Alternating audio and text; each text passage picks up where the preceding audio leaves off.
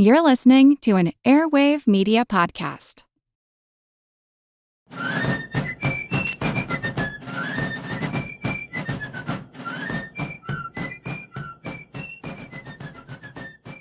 Hello, and thank you for joining The American Revolution. This week, episode 313, The Crawford Expedition. Back in episode 310, we covered the ongoing war in the West when militia around Fort Pitt massacred a Christian community of Moravian Indians and whites in Gnadenhutten in what is today Ohio. The militia were upset over repeated attacks on their homes and settlements by various groups of Indians who were being encouraged in such attacks by the British forces centered around Detroit. General William Irving took command at Fort Pitt just weeks after the Gnadenhutten massacre. He had to deal with the fallout from those events, but couldn't really do much about it. His tiny continental garrison was really no threat to anyone. In fact, he feared that he and his garrison would be attacked by the local militia if he did not share the anti-Indian sentiments that were widely held. Now, the basis for those sentiments was the fact that the region was in a constant state of alert. War parties from what is today Ohio, Michigan, and Canada regularly traveled to the area around Fort Pitt, where they killed and often tortured, murdered, and mutilated isolated families on the small farms in the area. The British and the Indians knew that settlers would continue pushing westward into Ohio unless they could be intimidated by the hostile reception that they met. Instead, however, the raids only inspired a series of revenge raids into Ohio. General Irving had developed what he hoped would be a plan to put an end to this problem. After he had received orders to take command of Fort Pitt, but before actually taking command, Irving wrote to Washington with his assessment. Quote, "It is, I believe, universally agreed that the only way to keep Indians from harassing the country is to visit them, but we find by experience that burning their empty towns has not the desired effect. They can soon build others. They must be followed up and beaten, or the British, whom they draw their support from, totally driven out of their country. I believe if Detroit was demolished, it would be a good step toward giving some at least temporary ease to this country."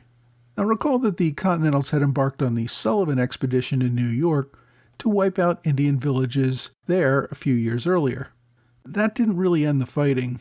The British in Quebec continued to provide support for Indian and Loyalist raids into New York. Quebec was too large to take out, but Detroit was a much smaller outpost. If they could remove the British from Detroit, perhaps the Indians wouldn't get stirred up as much. The problem was crossing Ohio to get to Detroit. Irving believed that a Continental Army of 2,000 men with 5 cannons and sufficient supply wagons could take Detroit, as well as leave a path of destruction through Ohio that would at least greatly reduce the attacks in the region. Now, Washington liked the idea of taking Detroit. Raising an army, however, was out of the question.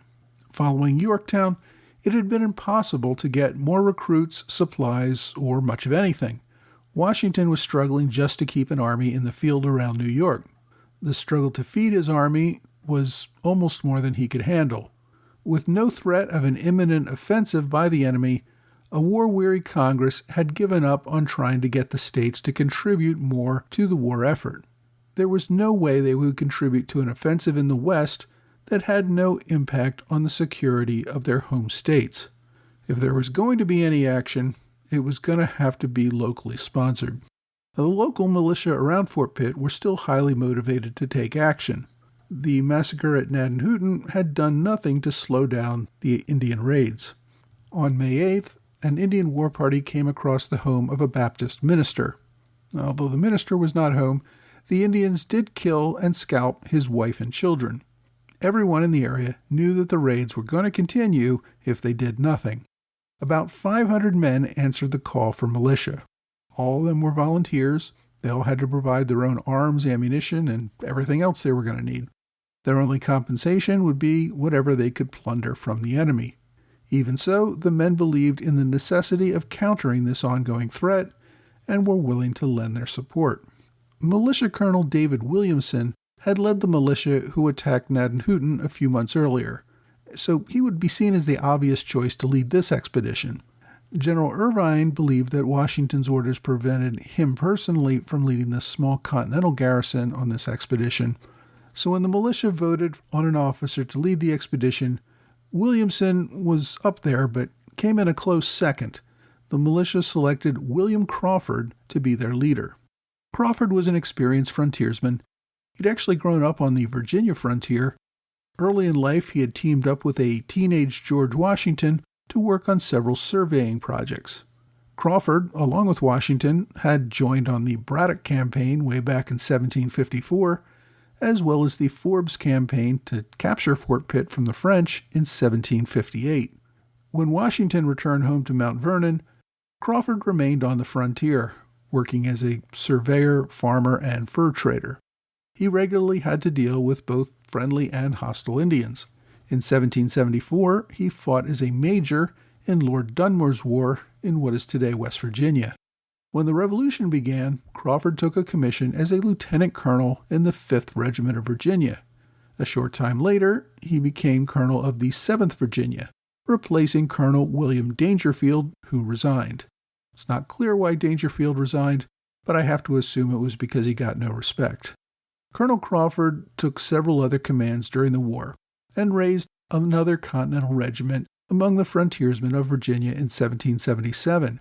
He fought under Washington in the Philadelphia Campaign, specifically at Brandywine and Germantown. When the main army went to Valley Forge that winter, Crawford was transferred out west to Fort Pitt, where he served under a series of commanding officers over the next few years. Due to frustrations, perhaps related to lack of promotion or the dearth of funding or support that Congress gave to the Western armies, Crawford retired in 1781. But despite this retirement, Crawford turned out for service in 1782 when the militia prepared for their raid into the Ohio Territory.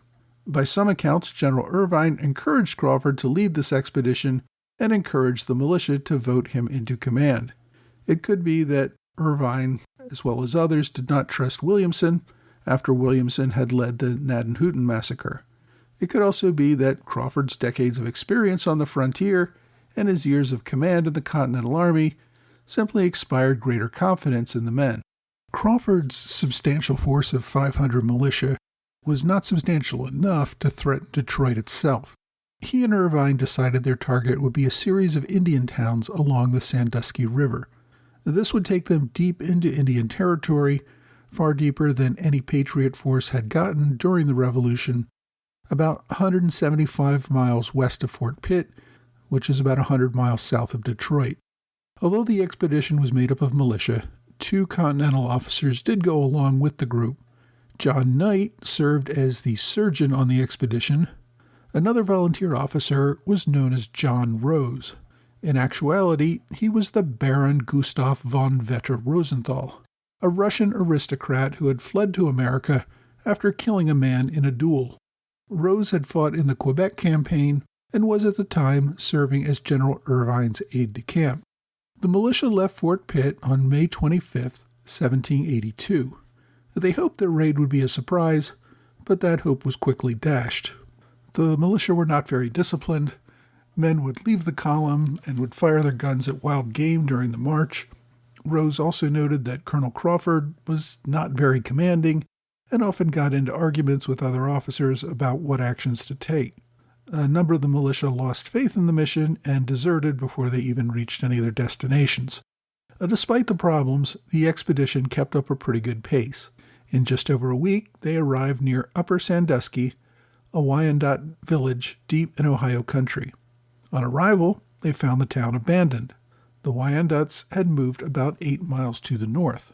Although scouts had found the town abandoned, the main army had not yet reached the town. Crawford held a council of war. Many of the men believed the town's abandonment meant that the Indians knew about their approach and were planning an attack of their own. Many wanted to turn around and go home before it was too late. Another group, under Colonel Williamson, wanted to continue the march to the abandoned town and burn it. Crawford didn't want to divide his force, so he took the entire column toward the town and camped overnight. Before they marched very far, scouts reported a large war party of Native Americans advancing on their position. It turns out the expedition was no surprise at all to the enemy, and it had nothing to do with the discipline of the militia. Spies had reported the expedition before it had even left Fort Pitt. A week and a half before the militia even got started, Major Aaron Schuyler de Peyster was aware of the expedition in Detroit and was planning to attack it. He assembled an army that consisted of a great many Shawnee, Delaware, Mingo, and Northern Wyandot warriors, as well as others that they generally refer to as Lake Indians. There was also a company of Loyalist cavalry from Butler's Rangers. This is the same group that was in upstate New York, but had been pushed out of there by the Americans. One of the war chiefs leading this group was a Delaware known as Captain Pipe. He had grown up in what is today central Pennsylvania. The Pennsylvania settlers had forced his people west into Ohio, but over the years he had attended several conferences and treaty negotiations at Fort Pitt. When the Revolution began, Captain Pipe advocated keeping the Delaware neutral and out of the war. He maintained this view even after General Edward Hand led an expedition into Ohio in 1778, and William Crawford was part of that expedition. The soldiers there killed Captain Pipe's wife and children, yet despite this personal loss, he even granted another Continental force under General Lackland McIntosh permission to pass through his territory a few months later in another failed attempt to reach Detroit. When McIntosh tried to compel the Delaware to join him in an effort to destroy Detroit, the Delaware refused. In response, Captain Pipe moved his people further west where the British held more influence. Finally, in 1781, when a Patriot raid under Colonel Daniel Brodhead destroyed his village again, Captain Pipe decided it was time to firmly ally his people with the British. Another commander was known as Dunquat. He was a Wyandot and was also known as the Half King. Unlike Captain Pipe, Dunquat was a firm British ally from the beginning of the war. He led a group of mostly Wyandot and Mingo warriors on multiple raids against the American frontier as early as 1777. He had led attacks against Fort Henry and Fort Randolph earlier in the war and was probably a key leader in the continual raids into western Pennsylvania. Dunquat had also been particularly protective of the Moravian communities in Ohio. He had made efforts to move them to safer locations during the war and was likely particularly outraged when the Fort Pitt militia massacred them only a few months earlier. Also with the Indians was Simon Girty. I've discussed his background before, but as a reminder, Girty grew up on the Pennsylvania frontier.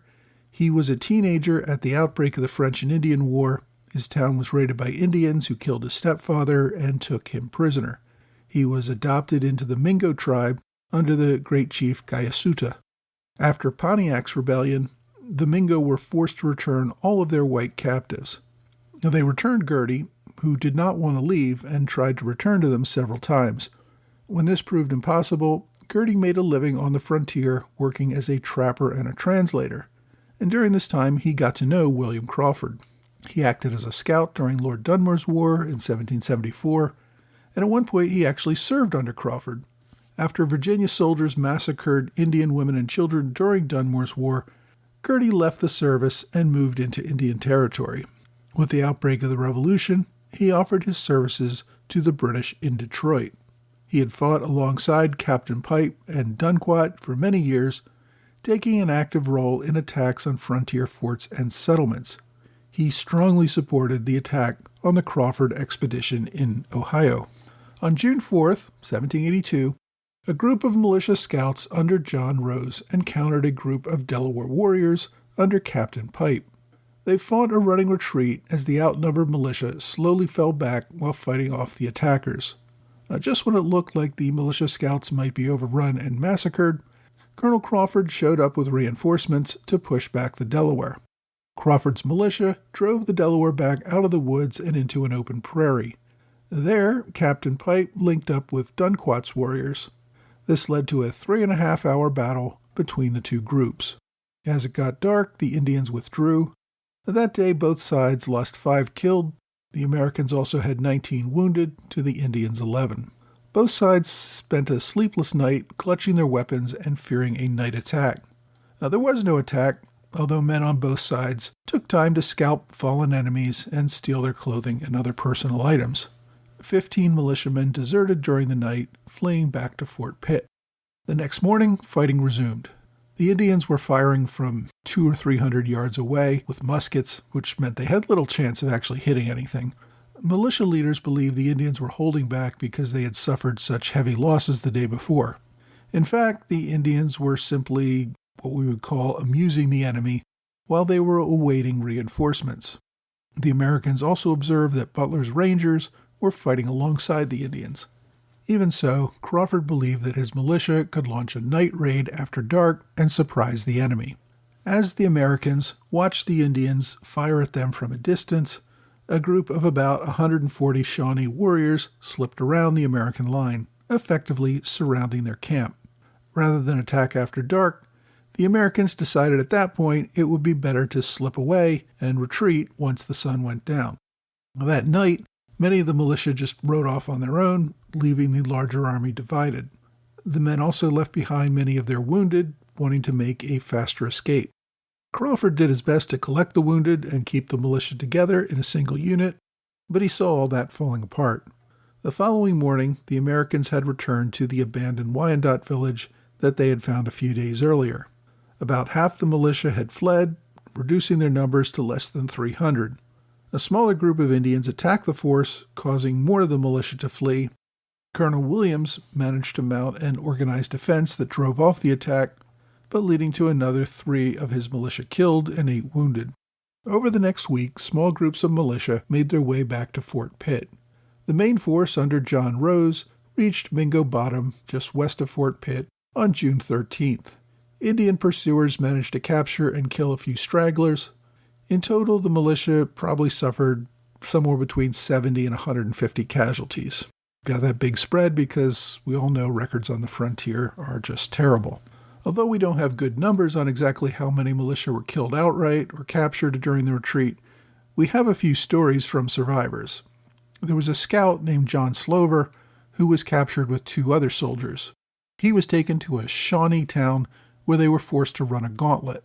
One of the prisoners was painted black, meaning the Shawnee had marked that man for death. The men were all badly beaten in the gauntlet.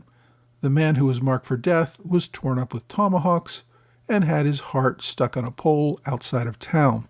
Slover later reported that he recognized the bodies of 3 other prisoners. These were Major McClelland, as well as Colonel Crawford's nephew and son-in-law. The heads of these men were stuck on poles just outside the village as well. Slover and the other surviving prisoner were separated and sent to separate villages. They were expected to be burned at the stake. However, Slover managed to escape on a stolen horse, which is the only reason that we have his story. Colonel Crawford and Dr. Knight got separated from the main army during the retreat. When a larger band of Delaware encountered them, Crawford and Knight surrendered. Several other men who were with them fled into the woods, but the Indians chased them down, killing and scalping them. Crawford was taken to a Wyandotte village where he met with Simon Girty. Girty informed him that the Indians wanted revenge for the Nadenhooten massacre and were not inclined to show any mercy. The following day, Captain Pipe arrived. He ordered Crawford and several other prisoners painted black and carried to another town. 4 of the prisoners were tomahawked to death and scalped during the journey. When they arrived at the new town, all the other prisoners, except Crawford and Knight, were tomahawked to death and scalped. The warriors taunted Crawford by slapping his face with the scalps of his former comrades. The Indians wanted to make Crawford's death a spectacle. Captain Pipe, accompanied by a group of Delaware warriors, gave Crawford what we call a trial, with Girty serving as interpreter. They asked if Crawford played any role in the Nadenhooten massacre, which Crawford truthfully denied. Another Delaware woman recognized Crawford as a leader from the 1778 campaign in which Captain Pipe's brother and mother had been killed. Even if he hadn't been at Nadenhooten, he was an Indian killer and was condemned to death by fire. The following day, more than 100 gathered to observe Crawford's fate. Captain Pipe, Dunquat were both present, as was Simon Girty and another British agent. Girty supposedly offered to pay a ransom to save Crawford, but it was refused. Crawford was stripped naked and beaten. Warriors shot him with blanks, which burned his skin with the powder residue. They cut off his ears and pressed coals against his skin. They forced him to walk across burning coals. Crawford begged Girty to shoot him and end his misery, but Girty would not interfere. After several hours, Crawford lost consciousness. The Indians scalped him and put hot coals on his head. The pain caused him to revive briefly, and he was forced to walk a bit more before his body was finally pushed into a fire where he burned to death. Again, the only reason we have this account is because Dr. Knight witnessed it. The following day, Knight was being brought to another village for execution. Along the way, he managed to bash his captor on the head with a log and escape into the woods. After many weeks, he managed to make his way back to Fort McIntosh. The failure of the Crawford expedition only emboldened Indian attacks from the Ohio Territory, and we'll get into some of that in a future episode. Next week, however, we are returning to Philadelphia as the Continental Congress adopts the Great Seal of the United States.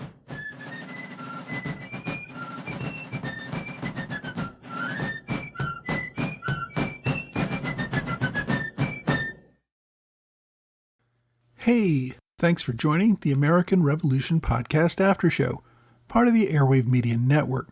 Thanks to my Patreon supporters in the Alexander Hamilton Club, George Davis, Mike Hager, John Celentano, Michael Mulhern, and the Sons of the American Revolution. And you can check out the Sons podcast at fastfunhistory.com.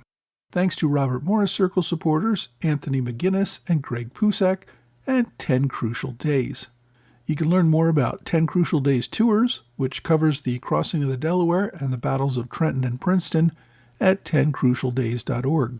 I really appreciate everyone who supports this podcast, either through their ongoing contributions on Patreon or through one-time gifts via PayPal or Venmo. I say this all the time, but I really do appreciate it. It makes all of this possible. Thank you for your support.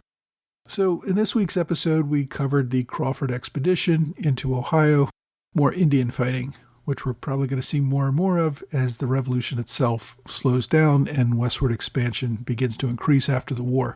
But that's in the future. In this case, Crawford commanded the expedition, as we know, going into Ohio Territory to destroy Indian villages. Now, he must not have liked his chances for the expedition at the outset. When he was selected to lead it, he sat down and took time to write out his last will and testament. The story of his brutal torture and murder has become legend. Both John Knight and John Slover wrote out their experiences about what they witnessed during the campaign and regarding Crawford's death. This only increased animosity between the two groups, the settlers and the Indians. Their accounts were printed as part of a larger story of the expedition within a few weeks after it happened, and another version was published in Philadelphia the following year. Reprints of these popular tales of Indians savagely killing white settlers were very popular with audiences throughout the early 1800s, and we see reprints of these accounts continuously through the Civil War. Far from cowed by these acts, many of the militia wanted to conduct yet another raid into Ohio. This was not only for vengeance, it was also that their homes and families remained threatened by these same warriors. Colonel Crawford, as I said, became a frontier legend. The county of Ohio where he is captured is named after him. Crawford County is surrounded, ironically, by Wyandot, Seneca, Huron, and Delaware counties. Fighting between the Americans and the Indians of Ohio, as I said, would continue for decades following the Revolution.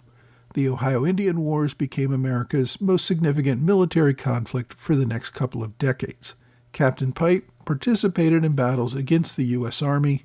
He defeated General Arthur Sinclair in 1791, and he was also at the Battle of Fallen Timbers, fighting against General Anthony Wayne. Eventually, he and his tribe would concede and move into Indiana.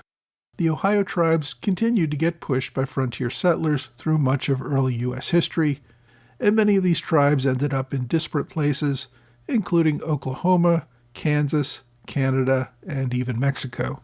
Simon Girty became a popular bad guy in many of the books that were written after the war. Many whites saw his support of the Indians as a form of betrayal. Girty remained an active warrior for many years after the war. He eventually settled in Michigan in the 1790s with the Miami Indians. Later, though, he had to settle in what is today Ontario, Canada, where he received a large land grant from the British Crown for his wartime services. Gertie's son was killed in the War of 1812 while fighting for the British. By some accounts, Gertie was killed in 1813 at the Battle of the Thames in Canada, but the basis for that claim is rather suspect. A more likely outcome was that he died in his late 60s in 1818. John Rose, a.k.a. Gustavo Rosenthal, was the only Russian known to have fought in the Continental Army. He returned to Europe and settled in Estonia after the war ended. His journal of the expedition was not known until after he died. A family member eventually sent it to the Pennsylvania Historical Society, where it's been a valuable account of what happened during this expedition. Decades after the events, Crawford's widow visited the scene of her husband's death in Ohio. She noted that the spot where he had been burned was still black with ash and nothing had grown there. Literally, Crawford left a legacy of ashes. My book recommendation is The Battle of Upper Sandusky, 1782, by Eric Sterner. This book comes from Westholme Publishing, which has been producing a great many short books on some of the more obscure battles of the Revolutionary War. This book is only about 200 pages, but provides the most thorough coverage of events that we covered in this week's episode. Sterner, the author, has written many articles for the Journal of the American Revolution and at least 3 books about the revolution on the frontier. Another of his books looks at the Gnadenhutten massacre that we covered a few weeks ago. His book on the Crawford expedition just came out last year, and he has another book on George Rogers Clark and the Illinois campaign that was just released.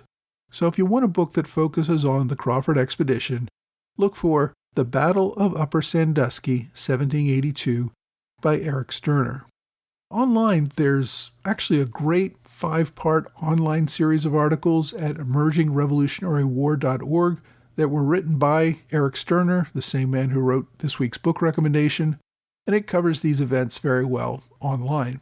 I've included these links on my blog, which you can access at blog.amrevpodcast.com, but I try to keep my online recommendation to 1 per week, and my online recommendation this week is the 1783 pamphlet from Philadelphia called Narratives of the Late Expedition Against the Indians, with an account of the barbarous execution of Colonel Crawford and the wonderful escape of Dr. Knight and John Slover from captivity. This is the publication that I talked about that was published in 1783, a year after the events. It was published in Philadelphia and became very popular at the time. The collection of stories that are contained are one of the main sources from which all future accounts of these events are taken. This book, of course, is in the public domain and is available on archive.org. As always, I've included direct links to the book on my blog and website. My question this week asks, how did rating systems work for Navy ships? Well, in past episodes, I've talked about the idea that there were different classes of ships known as first-rate ships, second-rate ships, third-rate ships. The British Navy developed this unique system of rating ships over a period of time, and other navies had their own systems that were very different rating systems from the one used by the British. I'm going to focus on the British one to answer this question. The British began to use numerical ratings, first rate, second rate, in the early 1600s during the reign of Charles I. Early ratings were based on how large a crew the ship needed to sail. Larger ships were first rate, smaller crews, second rate, etc. Later ratings, however, were based on the number of guns the ship could carry. In other words, how much firepower this ship could inflict on an enemy. During the Revolution, a first-rate British ship would carry at least 90 guns, and the largest were about 100 guns. A first-rate ship would have 3 decks, upper, middle, and lower, which all carried cannons, as well as smaller weapons on a top deck. When used properly, these ships could inflict massive damage. They carried cannons which could hurl up to 42-pound cannonballs at an enemy ship or fortress. There was very little at that time that could stand up to that kind of pummeling. Now, these first-rate ships took years to build and were extremely expensive. As a result, there were only a few dozen first-rate ships in the British Navy over the entire age of sail. there were usually only a couple at any one time. They could require a crew of approaching 1,000 sailors and would often not be the fastest nor easiest to maneuver. There were many shallow areas where larger ships could not go. As a result, a variety of ships were always needed. Now, second-rate ships would have 80 to 90 guns, would not necessarily have a full third deck of cannons. A third-rate ship had only 2 gun decks, and at the time had between 64 and 80 guns. A third-rate ship was considered the smallest ship of the line. At this time, when two navies met, what they would normally do is form into lines. The lines would pass each other while the two enemies fired broadsides into each other's lines. Fourth-rate ships, which had maybe 50 or 60 guns, had been considered ships of the line in earlier times, but had been downgraded by the time of the Revolutionary War. Smaller ships were rated down to a sixth-rate ship, which carried a minimum of 20 guns. These were useful in smaller encounters or capturing merchant ships, but not for line battles. These smaller ships were often used as escort ships for merchant convoys or to hunt down enemy merchant convoys. And of course, the Navy had ships that had less than 20 guns, but these received no rating at all. They were considered unrated. If you have a question you'd like me to answer, please reach out to me either via email or on Twitter, Facebook, Quora, or Reddit. Well, that's all for this week. I hope you will join me again next week for another American Revolution podcast.